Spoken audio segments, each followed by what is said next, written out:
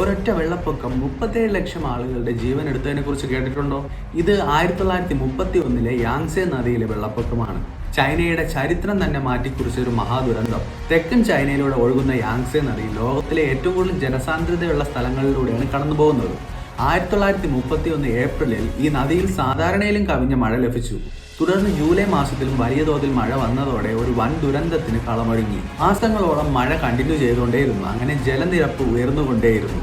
ഒടുവിൽ 30,000 square miles land ജലത്തിനടിയിലായി. ഇതിന്റെ impact നമുക്ക് ചിന്തിക്കാൻ പറ്റുന്നതിലും അപ്പുറമാണ്. 37 ലക്ഷം ആളുകൾ മരിച്ചു. 40 ലക്ഷം പേരുടെ വീടുകൾ നഷ്ടപ്പെട്ടു. പലരും മരിച്ചത് വെള്ളപ്പൊക്കത്തിൽ മാത്രമല്ല, വെള്ളം ഇറങ്ങിയതിനു ശേഷമുള്ള പട്ടിണിയും അസുഖങ്ങളും മൂലമാണ്.